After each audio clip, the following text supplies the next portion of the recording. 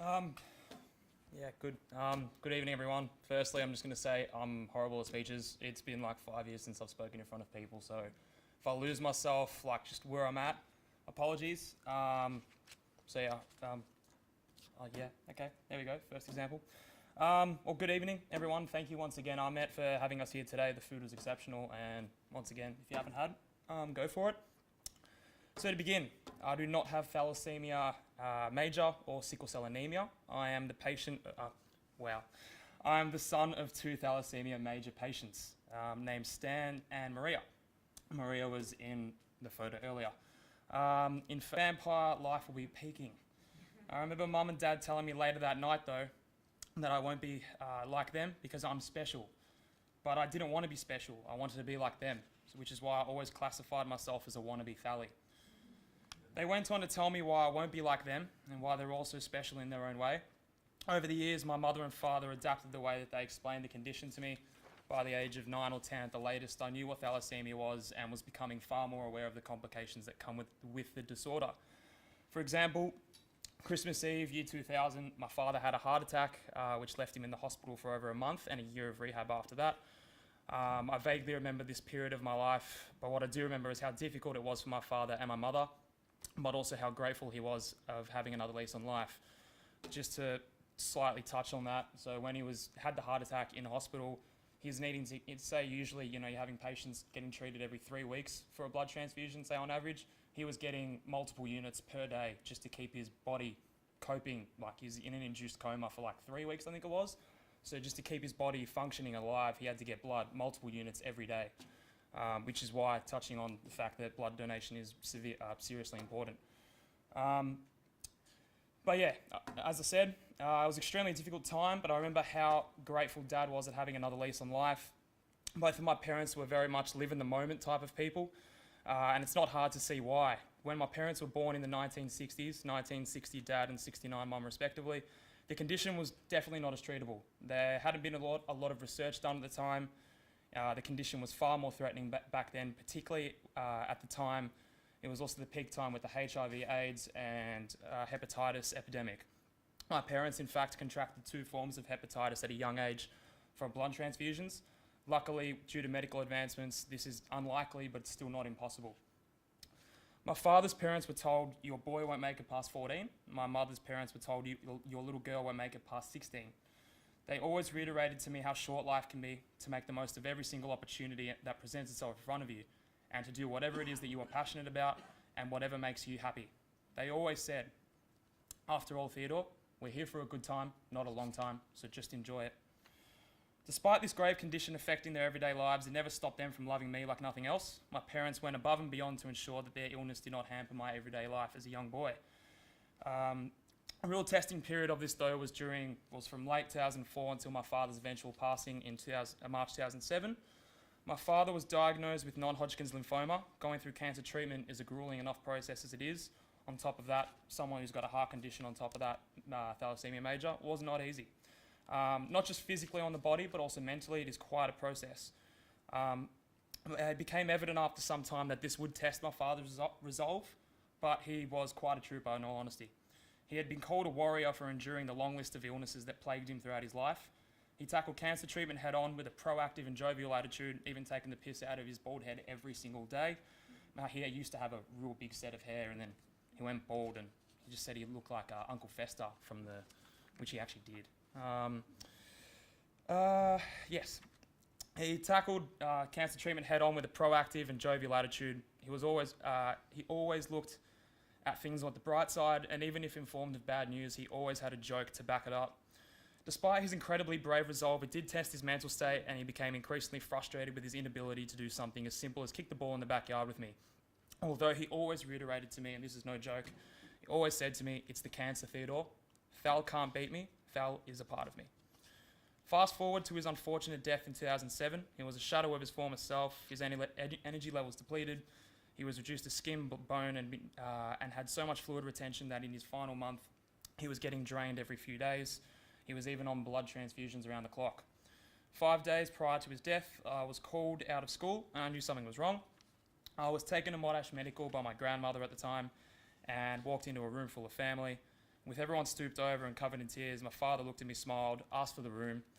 And in this conversation, he told me that there was nothing left to give, unfortunately. He'd tried everything, and no matter how hard he's tried and determined he had been, that there is a time and a place for everyone to depart this world.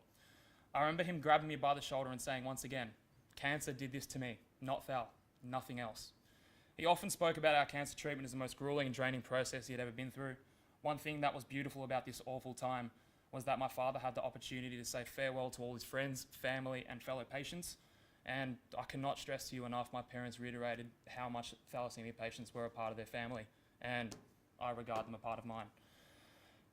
Even in his final couple days, he was drinking Coronas, feasting on seafood, Theodore, pork crackling, and smoking a pack of ciggies a day. As he said, it ain't going to kill me any quicker, I'm going out on my own bloody terms. May have had to change the wording.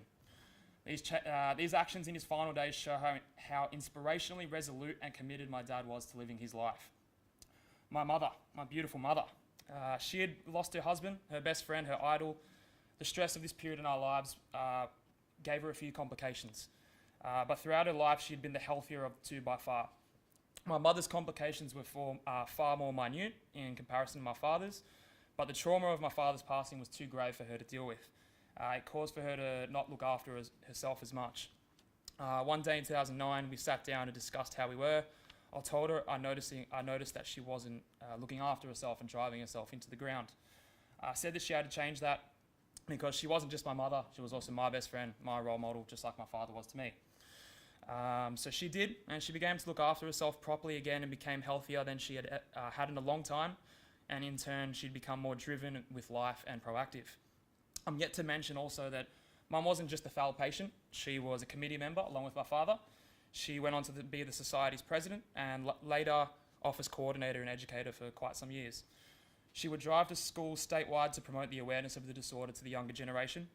On occasion, I'd take a couple of days off school and would go away with her, and I was blown away with how she engaged these students with her presentations and how much information she managed to get them to retain. I was a high school student once, I didn't listen to any of them. So going to these presentations and seeing how she literally captured an audience just by her energy and charisma was truly inspiring, not just because she was my mother, just as another human being. She was a sort of person that would warm your soul. Her smile, enthusiasm, and love would intoxicate you beyond belief. She fed off educating and helping others. She often went overseas to international thalassaemia conferences where she would meet patients from across the globe, share stories and pass on information that she thought would be of some benefit to them, regardless if it was related to Thal or not. So many patients have contacted me throughout the years, or the ones that I've met that I still speak with, and often reiterate how inspirational my mother was for them and how she changed their entire mindset on the condition. She made anyone she spoke to not see a bunch of negatives with thalassaemia, but an array of positives that come out of this disorder. Even parents of newborn patients and parents-to-be, she'd often go out and speak to them, and she'd usually leave about 8 o'clock at night.